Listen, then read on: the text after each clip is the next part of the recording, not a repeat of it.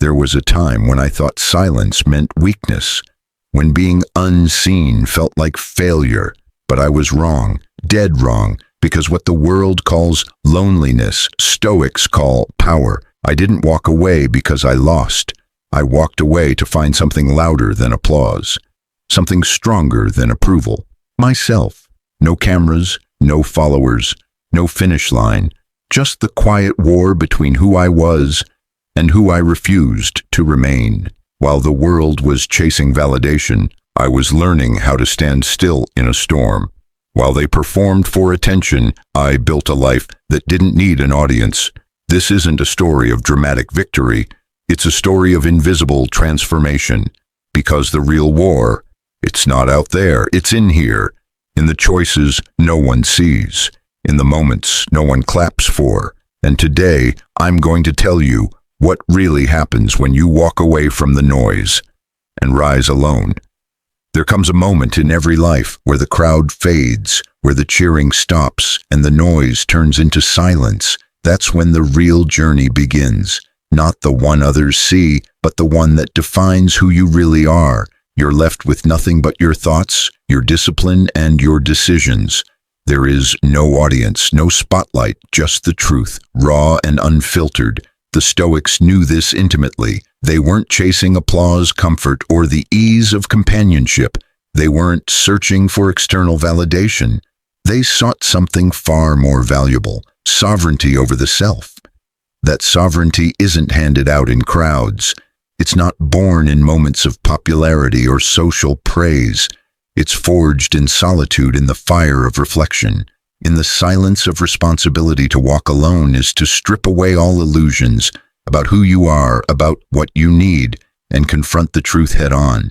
It means walking into the darkness of uncertainty with only your character to guide you. To rise alone is to refuse the crutches the world offers, excuses, distractions, temporary pleasures, and instead build strength from within. This kind of rising is not flashy, it's not dramatic, it's subtle, consistent, and unseen by most. But it's real. To win alone is to understand that the highest reward is not recognition. It is mastery of emotion, mastery of attention, mastery of the self. This victory doesn't need a stage. It echoes in the way you live. It manifests in the peace that comes from living by principle instead of impulse. This is not a path for the faint of heart. It demands more than ambition. It demands transformation. It asks you to stand your ground while others waver, to keep going when there's no approval, no praise, no hand to hold. But make no mistake, this is the only path that leads to real freedom, not the fleeting kind that depends on status or comfort, but the kind that lives deep in your soul and cannot be taken away. The Stoic knew if you want to be truly unbreakable, you must first walk alone. Let's begin Chapter 1, Walk Alones, the first step to inner clarity. Walking alone isn't a punishment. It's an invitation, a sacred invitation to come back to yourself. When you step away from the world's noise, the conversations, the expectations, the obligations, you begin to hear something far more important. Not the voice shaped by others' opinions, not the echoes of society's standards, but the one buried deep within the voice of conscience. Virtue reason. It's faint at first, because it has been drowned out for so long. But as the distractions fall away, it grows stronger. Marcus Aurelius wrote, "Nowhere can man find a quieter or more untroubled retreat than in his own soul." That's not solitude for escape, but solitude for reflection.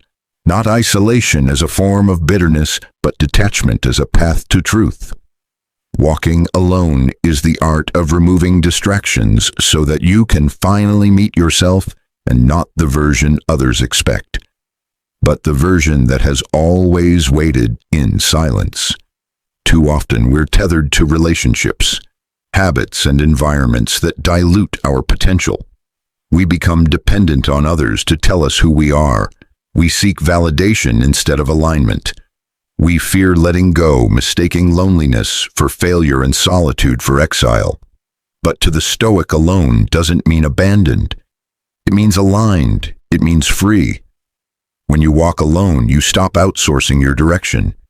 You stop submitting to the tides of other people's moods and opinions. You stop living to fit someone else's mold. Instead, you begin to reclaim what is yours, your intention, your voice, your integrity. You start moving not because others move, but because your principles command you. To this isn't just metaphorical, it is tangible, grounded. Demanding walking alone means choosing values, even when they isolate you from comfort. It means standing by truth when it's unpopular, inconvenient, or costly. It means confronting your fears not in the company of cheerleaders, but in the raw presence of your own breath. It means standing in front of a mirror not to admire, but to examine. In that quiet resistance, in those lonely decisions, you begin to develop strength that can't be borrowed or bought. You stop depending on temporary companions. You start becoming something permanent, something formidable, something whole. It's a lonely journey at first, but not an empty one in solitude. You meet the teachers you'd forgotten, your intuition, your reason, your resilience. These are not fleeting moods, but ancient voices within you that had been drowned by the noise of comparison and the addiction to validation. When you walk alone, they return not with fanfare, but with clarity. You begin to realize how little you need to be full, and how much you gave away. Chasing things that never really fed your soul, you learn to walk through discomfort without needing to be rescued from it. You stop avoiding the hard conversations you need to have with yourself. You stare into your doubts and say, "Let's talk." That's when the healing begins. You learn to find clarity without external agreement. You understand that peace doesn't require consensus. You become someone who can sit still in a storm because you've built shelter inside in practical life. This looks like setting boundaries even when it makes you feel misunderstood. It means saying no to the things that once gave you status but robbed you of your peace. It looks like choosing growth over fitting in. Again and again, it's staying home to study. When the crowd goes out to escape, it's waking up early to reflect. Before the world adds its noise, it means writing when no one reads, practicing when no one watches, praying when no one hears, and still believing that it matters. It also means doing the deeper work. You stop seeking pity and start seeking progress. You learn to ask, what lesson is this pain trying to teach me? You begin to see your solitude not as a void, but as a forge, a place where your rough edges are smoothed by discipline and your fears are melted by repetition. You stop trying to be understood and start trying to understand. Solitude isn't about isolation, it's about foundation. It's the deep work beneath the surface that no one sees. It's where values become decisions and decisions become your path until you can walk with yourself. You're not ready to walk with anyone else until you are enough for your own journey. You will always feel incomplete in the presence of others.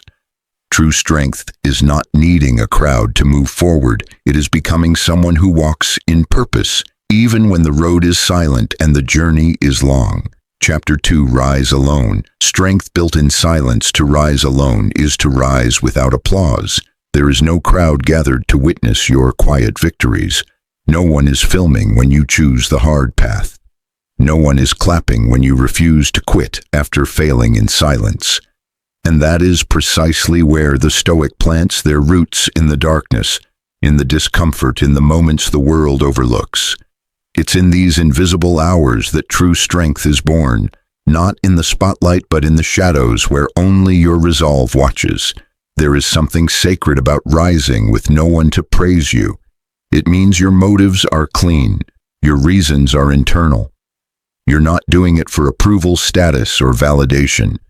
You're doing it because something inside you refuses to settle. Something inside you knows that comfort is a prison dressed in silk, and the only way out is through effort so quiet, so disciplined, that even your future self stops in awe to say, "Thank you for not giving up when no one was watching."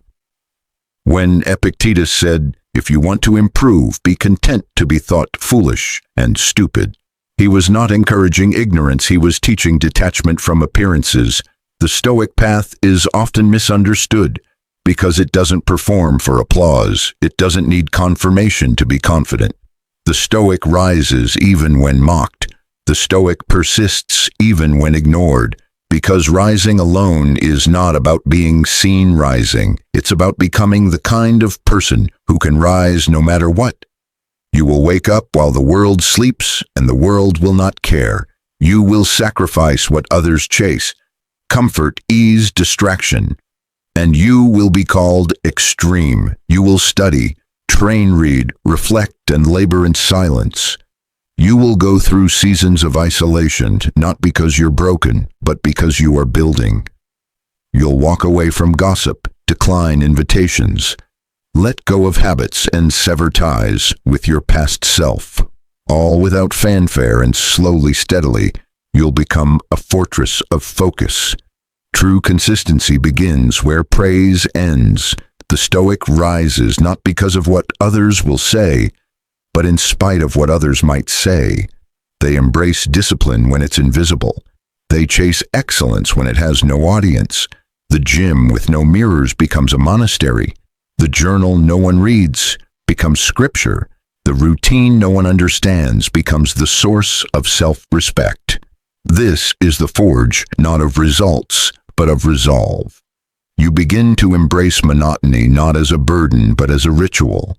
You realize that greatness is not found in intensity, but in consistency. The way you carry yourself in obscurity will echo in how you stand in the light. The hours you put in unnoticed and uncelebrated become the foundation for your unshakable mind. Every ignored sacrifice is a brick. Every silent decision is mortar. Every day you show up when no one is watching you, build something no one can take: inner stability. The Stoic does not wait for the perfect moment. They do not require motivation to act. To rise alone is to stop waiting altogether, waiting for clarity, waiting for approval, waiting for life to feel easy. You move, not because you're certain of success, but because you're certain of the principle that is what sets you apart. Most will wait for the right weather before beginning their journey. The Stoic walks in the rain, and when setbacks come, and they will, you do not panic, you do not spiral. You do not curse the world because you have been here before. You trained for this moment in silence.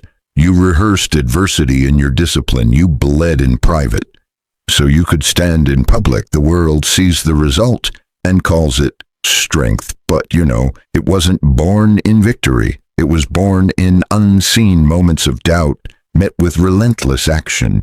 This type of rising is lonely, yes, but it is never aimless. It has no parade, no trophies, no applause, but it has direction, and direction is everything. You are not rising to impress. You are rising to align with your values, align with virtue, align with the deeper call of who you were meant to be. The Stoic asks, not will this be admired, but is this worthy, is this true? And in daily life, this principle transforms the mundane into the meaningful. You stop seeing your early alarms as burdens. They become declarations of intent. You stop craving praise for your diet, your discipline, your learning, because the act itself becomes enough. You understand that the reward is not in being admired for your commitment, but in being transformed by it. You don't need recognition, you need momentum. And once you taste the freedom of rising without needing anyone to notice, you'll never go back. There is power in that kind of solitude, power in that kind of independence. You stop depending on others for your motivation. You stop outsourcing your ambition. Your mission becomes personal, quiet, powerful. This is not perfection. This is not performance. This is the long, slow burn of purpose, a fire that no storm can extinguish because it wasn't lit by the world. It was lit by you, and it will carry you through every season of silence, every night of doubt, every hill of resistance, because once you rise for yourself, you never need permission to rise again. And so day by day, brick by brick, you build a self that does not collapse. When life withdraws its comforts, you become your own support system, your own reminder, your own reason. You stop being fueled by what is fleeting, like followers' applause, and start being sustained by what is eternal virtue, purpose alignment. The Stoic knows that applause is as fleeting as a breeze, but discipline is a mountain that does not move. When you rise alone, you're not chasing the wind. You're planting yourself like a tree whose roots go deeper than the storms are strong. You rise through rejection, through being underestimated, through long hours with no feedback, and you learn to smile at the silence because you understand something others don't, that the silence is where the soul speaks. The silence is where the old self dies and the strong self is born. The Stoic does not run from this silence. They seek it. They know it is in solitude that falsehoods are stripped away, leaving only what is real. There is a strange kind of peace that finds you when you no longer need to be seen, when you don't need to be invited, praised, or celebrated, to do your best when you can sit in a room alone and still feel whole, when your joy comes not from being noticed, but from doing the work you were meant to do. That's the essence of rising alone. You are no longer dependent on visibility to feel valuable. You become dangerous not because you are aggressive, but because you are self-sufficient, because you no longer beg for energy. You generate it because you no longer rely on the world to lift you up. You lift yourself. You become dangerous to your former excuses, to your former addictions, to the weaker version of you that once needed validation to function. The man or woman who can rise alone becomes unstoppable, not because they are louder, but because they are rooted. People will ask how you stayed so consistent, how you remained so composed, how you achieved so much without needing the spotlight, and you'll have no dramatic story, no headline moment, no viral explanation. You'll simply say, I stayed in the fight when no one knew I was fighting. That's the secret. That's the advantage of the Stoic path. Quiet suffering becomes quiet strength. Quiet action becomes quiet power. Let your life speak in the way you carry yourself. Let your energy declare what your words. Don't let your habits be louder than your hashtags. Let your presence reflect the weight of your inner work. Let them underestimate you and use it as fuel. Let them forget you and become unforgettable, because when you rise alone, you don't just rise. You evolve, and when the day comes where the spotlight finds you won't need it, you'll be the same in silence as you are in celebration. That is the final transformation. You rise not to be seen, you rise to be whole. Let them talk, let them rest, let them wait. You rise. Chapter 3, Win Alone Victory Without Validation. To win alone is to understand that the ultimate prize is peace of mind. Not praise. The Stoics never asked what will they think. They asked what is right. Because true victory isn't about triumph over others. It's about triumph over the self, over weakness, over impulse, over fear. Seneca once wrote, "It is not the man who has too little, but the man who craves more that is poor." Winning alone means having enough within yourself. When you win alone, there's no need to shout it. There's no need to post it, prove it, or parade it. You don't need applause, validation, or likes. You've already proven it to the one who matters most. You've stayed disciplined when no one cared. You've chosen virtue over ease, substance over style. You've walked through doubt, through delay, through disappointment, and you didn't break, you bent, you flexed, you endured, and that quiet resilience became your crown. The Stoics understood that victory is not measured by noise. It is measured by peace, the one who can look in the mirror and say, "I kept going when I could have quit," has won more than the one who simply finishes. First, this kind of winning can't be bought, it can't be gifted, it's not handed to you through praise or position. It's won quietly, step by step, decision by decision, through self-denial, through inner alignment, through repeated, relentless return to what is right. In the Stoic worldview, the wise person is victorious, not when others fall behind, but when they rise above themselves to win. Alone is to win without comparison, without needing to be better than anyone, just better than your former self. It is to conquer your impulses, your anxieties, your excuses. It is to stare temptation in the face and walk the other way. It is to sit with failure without flinching and to meet success without swelling in your own life. Winning alone might mean staying sober when everyone else is celebrating recklessly, not because you're trying to be different, but because you're trying to be free. Freedom isn't loud, it's quiet. It's not in the noise of rebellion, but in the peace of self-control.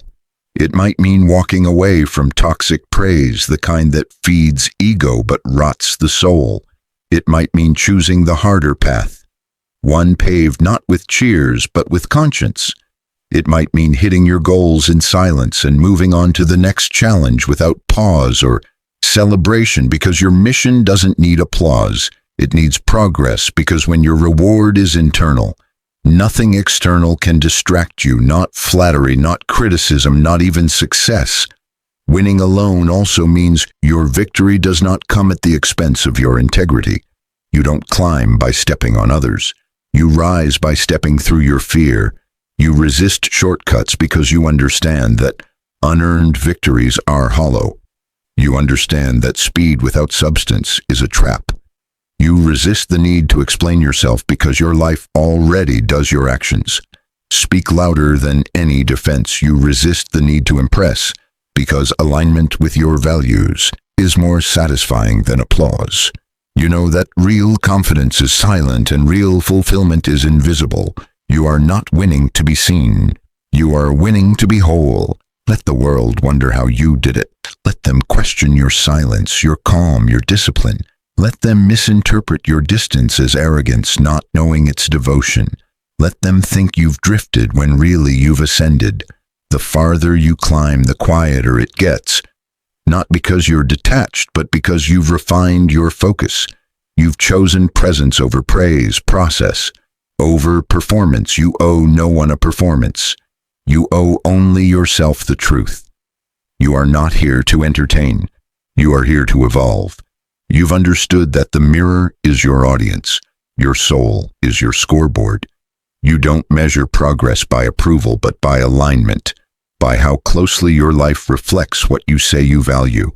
And if when the day is done, you can sleep at night knowing you lived, it walked, it stayed with it, then you've won.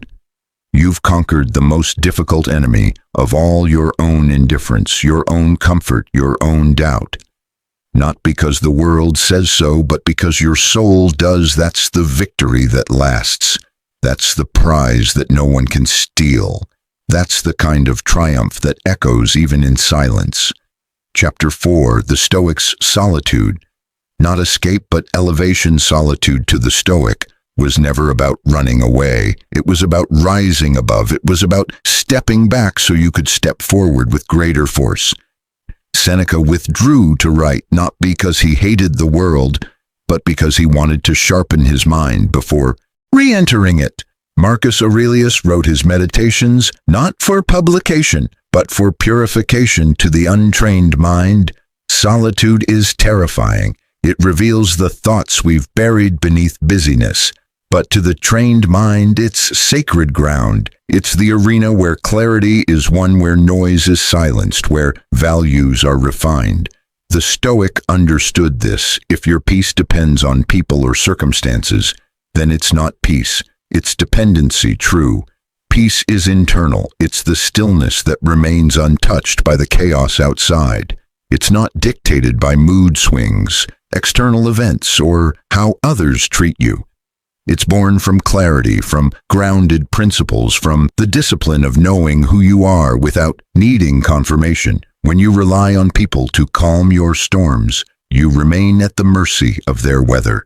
That's why solitude is not weakness, it's strength under control. It's not about isolation or avoidance. It's about intentional separation from what distracts you from your deepest self. It's the decision to turn inward when others look outward, to seek wisdom not from popularity but from principle. It's the power to be still while the world is frantic, to anchor yourself in silence while others are swept away by noise, news, and novelty. Solitude gives you room to breathe, to think, to reconnect with what's true. It's the ability to be centered when others are scattered, to remain intact when distractions threaten to splinter your focus into fragments. It's the practice of standing tall even when no one's clapping, of choosing the hard path with no guarantee of reward, of speaking truth in a room that values echo over authenticity. The Stoic solitude is filled with purpose. It's a space for reflection, for evaluation, for recalibration. Every moment alone becomes a sharpening stone. Every step away from the crowd becomes a step deeper into the self, into integrity, into clarity and solitude. You are not fleeing the world. You are facing it more honestly. You don't need to live in a cave to embrace this. Solitude isn't exile, it's elevation.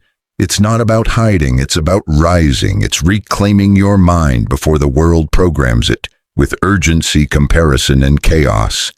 It could be 10 quiet minutes before your day begins, where you breathe deeply and reset your intentions, not to react, but to create. It could be a walk without your phone, where you reconnect with your thoughts and remember who you are when no one is looking.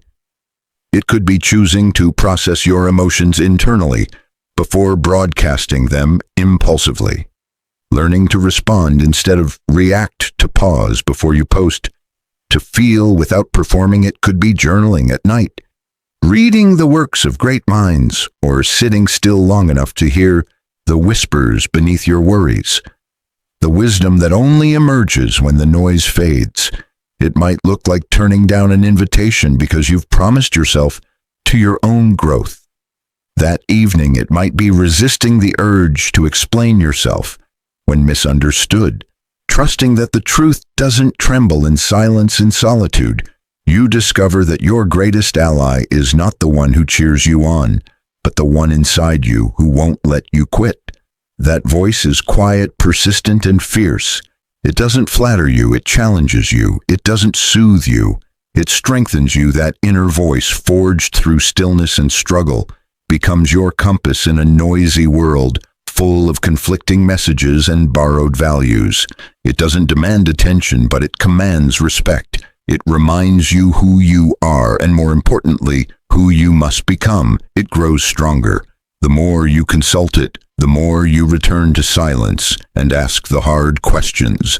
Am I living in alignment? Am I growing or just performing? Am I rooted in virtue or drifting in validation? With every honest answer, the voice deepens. It leads you not toward comfort, but toward coherence, toward a life where what you believe, what you say, and what you do are all aligned with truth, not trend. It pulls you out of distraction and into presence, out of image and into essence. And once you've heard it clearly, once you've followed it in darkness and been sustained by its direction, the opinions of others grow faint. Their cheers don't inflate you because your worth was never for sale. Their criticism doesn't undo you because you've already done the work in solitude. You are no longer directed by the crowd. You are led by your core, a core built not on applause but on principle, not on noise but on knowledge, not on agreement but on self-mastery. And in that sacred clarity, you walk a path few see, but one you will never regret. Chapter 5. Self-sufficiency, the mark of inner freedom. The Stoics prized one thing above all, freedom, but not the modern illusion of freedom. The freedom to do whatever you feel. They meant something higher, something rooted in virtue and reason. Not the freedom of indulgence, but the freedom of discipline, the freedom to do what is right, no matter the cost, not what is easy, not what is convenient, what is right. And that kind of freedom demands self-sufficiency. It demands that you become whole-grounded, unshakable, regardless of who shows up or stays away, regardless of whether you're surrounded or left standing alone. Self-sufficiency is not stubbornness, it's stability. It's strength that doesn't waver with the crowd. It's the knowledge that you can face any situation because you've trained for it, not physically only, but morally, emotionally, spiritually. because you've built your character on principles, not personalities, not on the shifting sands of opinion, but on the granite of values. Epictetus reminded his students that we should look for all help from within. Why? Because anything outside can be taken away. Jobs, relationships, reputation, all of it is fragile. But what you build inside yourself, no one can steal when you are self-sufficient. Your peace doesn't rise and fall with someone else's behavior. You stop being a slave to circumstances. The more you rely on others for your mood, your direction, your purpose, the less control you have over your life. You become reactive. You chase approval like oxygen. But the Stoic refuses to live like that. They understand that external dependence is a silent thief. It steals your sovereignty. That doesn't mean pushing people away. It doesn't mean isolating yourself, rejecting community, or turning cold toward others. What it truly means is that you stop looking for someone to carry your weight. You stop expecting others to fill in your gaps, to complete you, to provide what only self-mastery can. It means standing on your own 2 feet, so that relationships become additions, not necessities, enhancements, not anchors. People no longer define you. They support you. Their presence adds joy, not stability. Their absence does not unravel your foundation. You don't need someone to tell you who you are. You already know. You've already done the work of knowing, of questioning, of refining. Your identity is not stitched together by attention or association. It is forged in solitude and affirmed through disciplined action. You don't need others to validate your decisions. You've measured them against your values. You know what matters.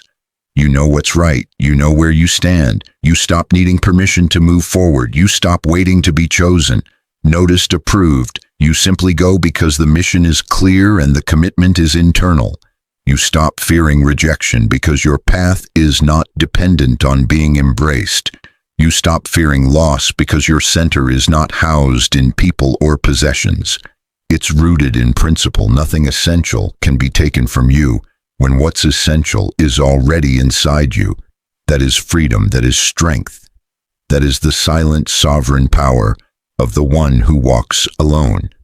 Not because they have to, but because they can in daily practice. This looks like learning to regulate your emotions without venting them online, not because you're suppressing your feelings, but because you've learned the discipline of inner processing. It means sitting with your discomfort long enough to understand it, rather than rushing to offload it for sympathy or attention. It looks like holding yourself accountable without waiting to be called out. Not out of fear, but out of honor. You do what's right because your standards are self-imposed, not socially enforced. It's being your own coach, your own critic, your own caretaker. It looks like building systems and routines that keep you aligned, even when no one is watching or rewarding your consistency. It's waking up early not for show, but because your mission demands it. It's sticking to your commitments, even when the motivation has vanished. It's building a structure that keeps your principles in place when emotions try to knock them down. You don't wait to feel inspired. You operate from values. You build habits that make your strength automatic. This is the mark of a strong soul, when you walk alone and don't flinch. Not because you're fearless, but because your fears no longer dictate your actions. You know exactly who you are, and more importantly, you know who you're becoming. You walk forward not with the noise of approval, but with the quiet certainty of purpose. Chapter 6, the lonely discipline. A different kind of companionship discipline becomes your closest companion when you walk alone. It doesn't flatter, it doesn't coddle. It doesn't offer comfort in the traditional sense, but it shows up when no one else does. It greets you before the sun rises. It stays with you when distractions call your name. The Stoics knew that discipline wasn't about punishment. It was about liberation, the freedom to act according to principle rather than preference. When you are disciplined, you don't have to wait for motivation. You don't need inspiration to move. You don't need someone else to remind you what matters. You've built the reminder into your routine. Your life becomes your statement. Marcus Aurelius warned himself not to waste time in doubt or drift. He reminded himself daily that the responsibility to live well rests with no one else. The emperor of Rome, surrounded by wealth, duty, and noise, still turned inward every morning and evening to hold himself accountable. That's discipline, the act of rising without being called, doing what's right, without being watched, returning to the work, without being asked, continuing to push. When there is no promise of reward, it's not a performance for the world, it's a pact with the self. The disciplined mind walks its own path and stays on it. Not because it's easy, but because it's right. That kind of integrity doesn't bloom in crowds. It grows in the quiet soil of repetition and resolve. It's the result of thousands of small decisions made when no one's looking. This is a lonely kind of strength. There's no crowd in your kitchen when you choose healthy food over impulse. No audience in your study when you read instead of scroll. No applause when you say no to distractions, temptations, and shortcuts. But that's exactly where your integrity sharpens, in the unseen choices. The fork in the road between progress and comfort is never glamorous, it's silent, it's mundane, but it's defining. When the world is silent, you hear the voice of who you're becoming. That voice is not always gentle, but it is always true. It challenges you. It calls you out. It reminds you of the standard you chose, even when it hurts. And over time, that voice becomes your guide. Not a tyrant, but a torch. Not a critic, but a compass. Build routines that do not rely on emotion. Your emotions are guests. Your habits are anchors. Build discipline into your bones. Make excellence less about intensity and more about consistency. Create environments that support virtue over vice, clarity over chaos. Eliminate temptation by shaping your surroundings. Let your habits do the heavy lifting when your feelings try to pull you off course. Structure your life so that you don't have to negotiate with yourself every day.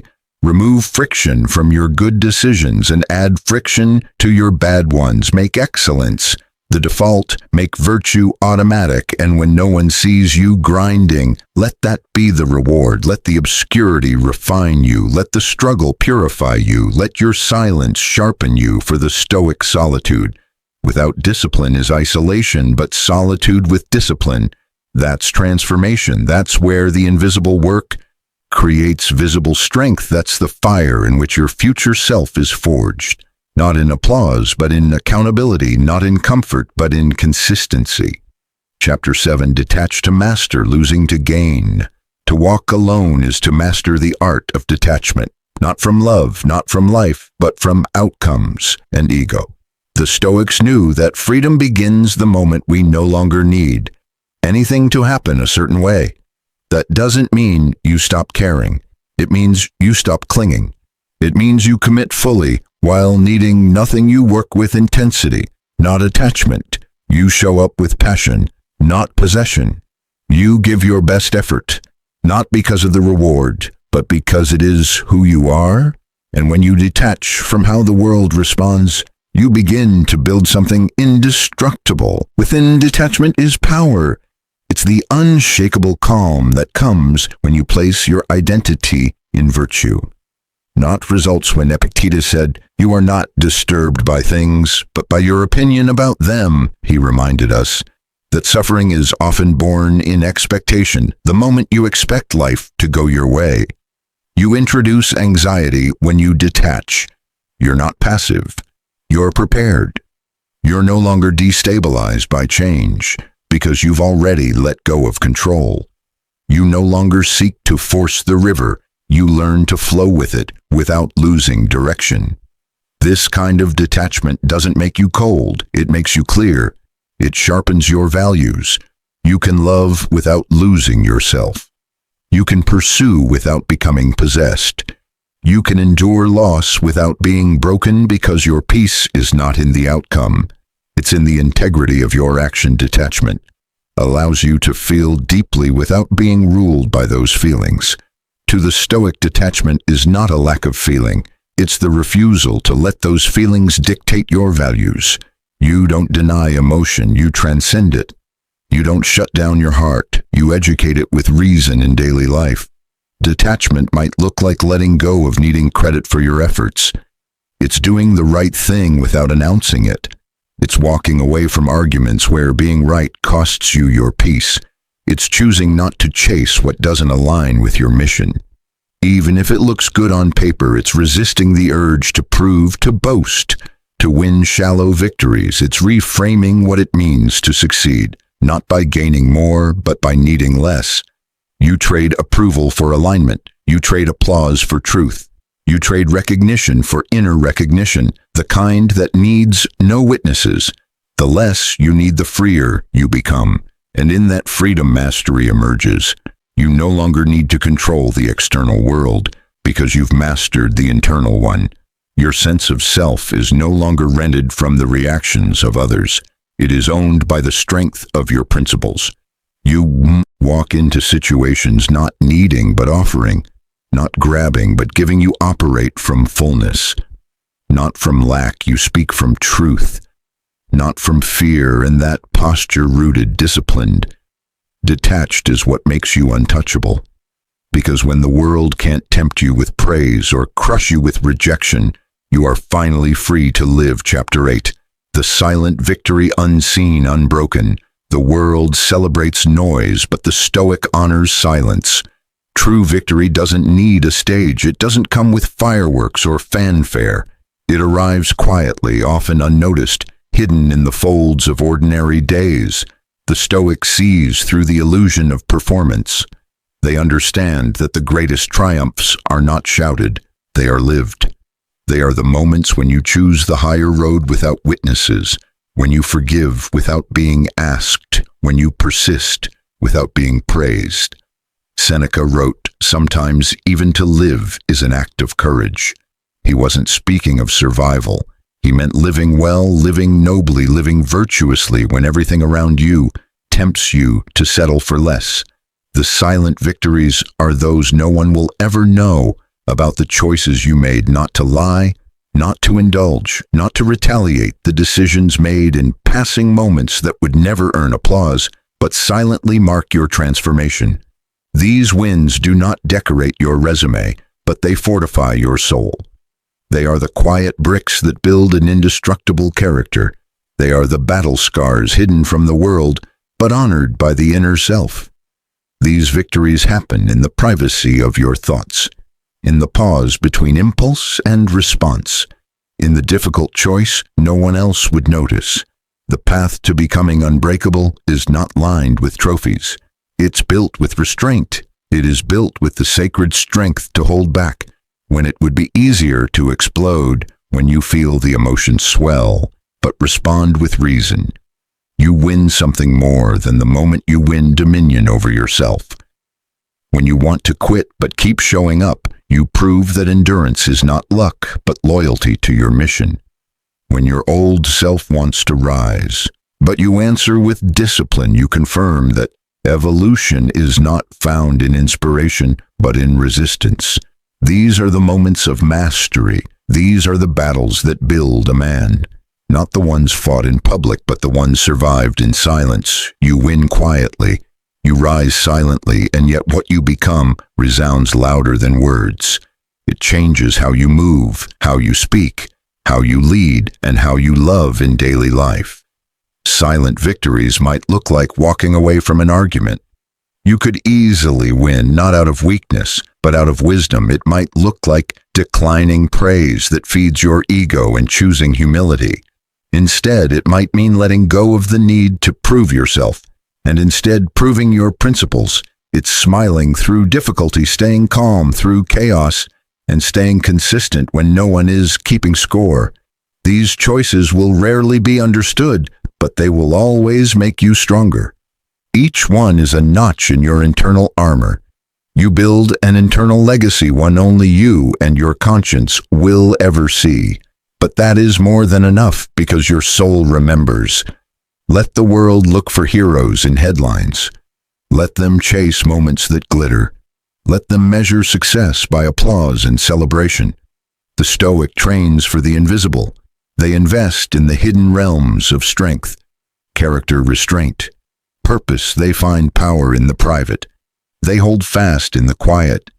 They don't broadcast their efforts or campaign for admiration, because they understand that virtue is its own reward, because they know what the world doesn't see is often what defines who you really are, not the spotlight, but the shadows you mastered before ever stepping into the light, the hours spent in silence, the sacrifices made in secret, the emotions wrestled with in solitude.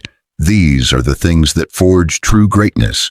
Don't tell everyone what you are doing or what you are planning, not because you're hiding, but because you're protecting. There is a sacredness in silence, a kind of invisible armor that shields your momentum from interference energy leaks.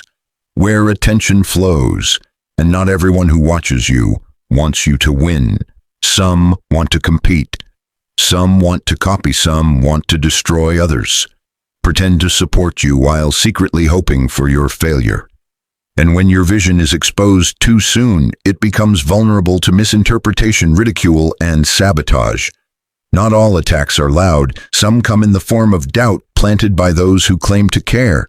Don't show off your success in a social media story or a soundbite, because the truth is, no one cares as much as you think they do, and in fact, many will resent you for it. They will smile to your face and root against you. In silence, they will pretend to clap, but hope for your fall. Your wins may invite celebration, but they also attract envy. It's not personal, it's human nature, and for that reason, it's wise to keep your garden behind a wall until the roots are deep and the fruit unshakable. Protect your peace, protect your strength and your success, and the best way to do that is to keep everything private. Let your progress be your prayer guard, your momentum like a sacred fire, because the more people see it, the more they will try to blow it out. Privacy is power. What is hidden is harder to hit. What is quiet is harder to corrupt. What is kept sacred is harder to scatter. Let the results speak louder than announcements. Let your excellence be understated, but undeniable. Let the growth and success speak for itself, not in noise, but in presence, not in stories, but in standards. Let your integrity echo louder than your marketing.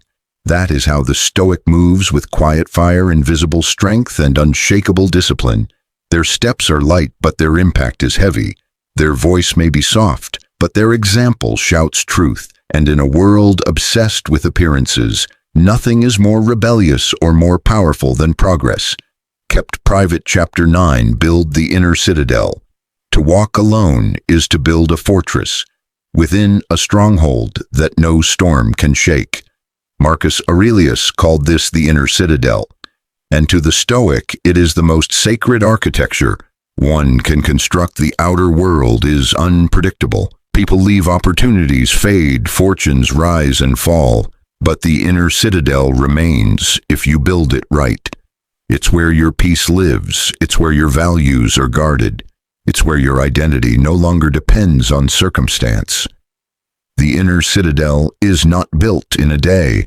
It's built every time you choose discipline over distraction, every time you pick virtue over convenience, every time you respond with calm instead of chaos. The stones are laid in morning routines, evening reflections, and difficult moments. Endured with grace, you become the architect of your strength, and each choice is a brick.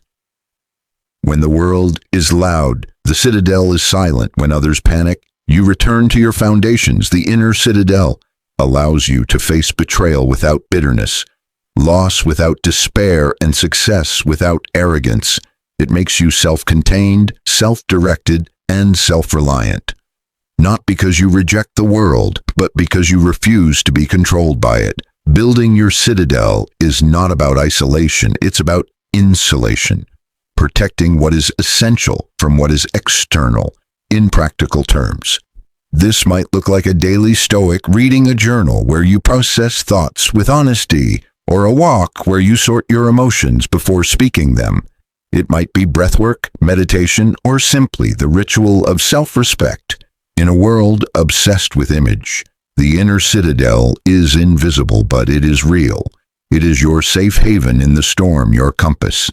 When the map burns and when everything around you falls apart, you will not, because you have something unshakable, not built by the world and not breakable by it either.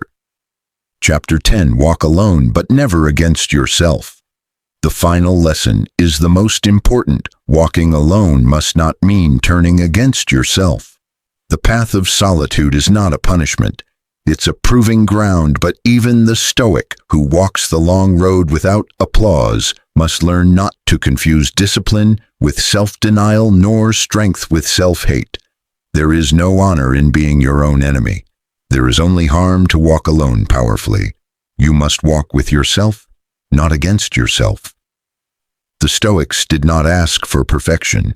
They asked for progress. Marcus Aurelius reminded himself constantly that he would fall short, that he would feel anger, that he would make mistakes. And yet he returned to the path every day, with patience, with humility, with courage, because walking alone is not about never failing. It's about never abandoning yourself when you do. To walk alone is to know your worth so deeply that you no longer bargain with your values. It is to accept your flaws but not excuse them. It is to correct yourself firmly but kindly. It is to hold the line without crushing the spirit. The Stoic does not shame themselves into growth. They guide themselves with reason and compassion. They demand high standards, but not out of fear, out of love for the strength they are becoming in your own life. This means showing yourself the same respect you offer to others. You wouldn't mock a friend for stumbling, so don't tear yourself down when you falter. You wouldn't abandon someone you believe in. So don't abandon yourself in your weakest hour. It means resting when you need recovery. Not as an escape, but as a strategy, because a rested mind makes sharper decisions and a steady soul endures longer storms. Rest is not laziness, it is preservation. It is a declaration that your energy is sacred and must be managed with wisdom, not burned for vanity. It means speaking to yourself, not with cruelty, but with clarity. To be honest without being harsh. To be firm without being fatal when you fall short. It means reflecting without ruminating, correcting without condemning. You don't rise by breaking yourself. You rise by believing in yourself more than your lowest moment. The Stoic knows that inner dialogue becomes outer action. If your words to yourself are filled with venom, your spirit will wilt, but if they are filled with direction, even in discipline, your character will bloom. So walk alone, but walk with honor. Rise alone, but rise with purpose. Win alone, but win with peace. Let your solitude not become a prison of pressure, but a temple of preparation. Let your silence be filled with intention. You do not need to be seen. You do not need to be followed. You do not need to be understood. You only need to be aligned with truth, with virtue, with the best within you. When the world grows loud, the path gets dark, or your energy runs thin, return to this. The one who walks alone does not walk empty. They walk full of discipline, full of clarity, full of strength, and they are never truly alone because they walk in harmony with the voice inside that says, keep going. That is the Stoic way, quiet, resolute, and it is enough.